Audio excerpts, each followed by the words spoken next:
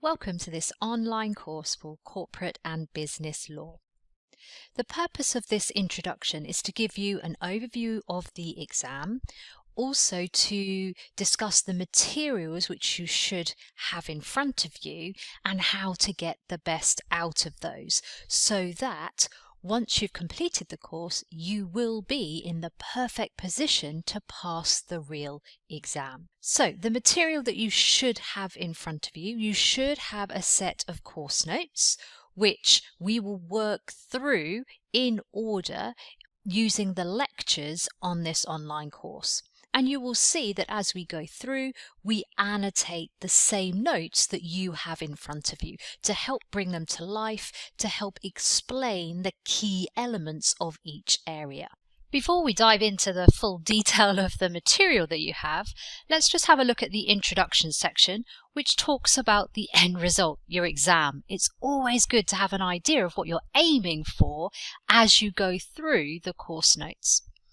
So let's just remind ourselves, the exam that you're going to sit is a 2-hour computer-based exam. And remember, for law, it is an on-demand exam, so you can sit it as and when you feel you are ready. So once you've gone through material and you feel you're ready to sit the exam, you can then book in for it. So as we can see here, it's 2 hours, and the nice thing about that is that the feedback that we get from our students is that it is not a time-pressured exam. So you have plenty of time to go through, look at the questions, think about them, and maybe come back and review them as well. Now, why is it that it's not time pressured? Well, because remember, law is all about words. There are no computations. You just need to read the information and see if you know it or not. Now, remember, the key is if you don't think that you know it, then please do still guess. Because worst case scenario, you'll get nothing, but the best case scenario is that you actually guess the correct answer and therefore will score the marks. So never, ever leave a question blank. The exam itself is broken down into 2 sections. So section A, you will have 45 objective test questions that will be worth either 1 or 2 marks each. And in total, that will account for 70% of the marks in the exam itself. Now, those questions will be a mixture of styles, so we're given some information about the question style. So they're likely to be multiple choice or multiple response. So you'll be given a particular set of information and maybe 4 possible answers that you need to choose between. I wouldn't get too stressed about those question styles because you will see all of them as you go through the material. It is worth noticing, though, that some of those questions will be just worth 1 mark, some of them will be worth 2 marks each. And really the only difference is that those 1 mark questions are likely to be less complex, so probably we'll only have, say, 3 possible answers to choose between.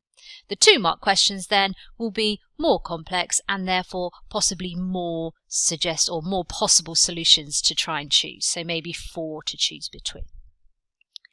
Section B then, we have 5 objective test cases. Now notice the word case here. So essentially what this means is that you'll be given a bigger scenario, so you'll be given more information with which your 3 questions will then be based around. So you'll have a mini case study, some information, and then 3 questions all based on that same scenario.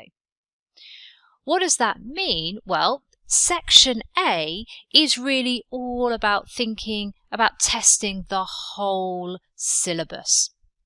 So thinking about the breadth of knowledge. So do you know pretty much all of the key areas in that syllabus? So that means that those questions are mainly going to be knowledge based. So just understanding what the rules are. Section B then, well, what that enables the examiner to do is to examine particular areas in more depth.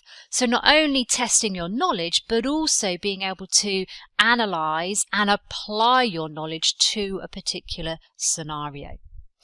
So Section A, likely to cover off most, if not all, of the whole syllabus. Section B will then deep dive down into particular areas. Remember, as we said, all questions are compulsory, so you must answer them all. But remember, if you're unsure of one, please always guess. Make sure you don't leave any answer blank. You're given a link here to the details of the syllabus, but I wouldn't worry too much. We have made sure that our course material goes over all of the key areas of the syllabus in just the right amount of detail for you. What I would draw your attention to, though, are the idea of some technical articles. Now, ACCA themselves publish a lot of good articles on their website, and you're given the link to it there. I would absolutely thoroughly recommend that you do read them. So they provide additional information over and above the information that we have in our course notes. What I would suggest is that you wait to read them until you have done the tuition phase of the course. So once you've seen all the material, to help consolidate your learning, I would then go and look at the relevant technical articles.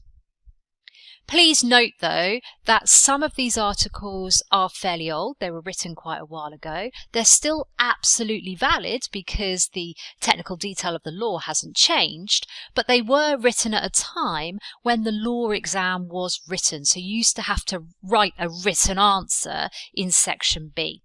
So all of the advice on how to write your answer clearly won't be relevant to you now, but all of the steps beforehand, so the thought process of identifying what is the relevant area of law, what is the relevant pertinent cases, how do they apply here, all of that is absolutely key as well. So before then, we now can start looking at our material. I'm just going to spend a little bit of time talking to you about your study planner.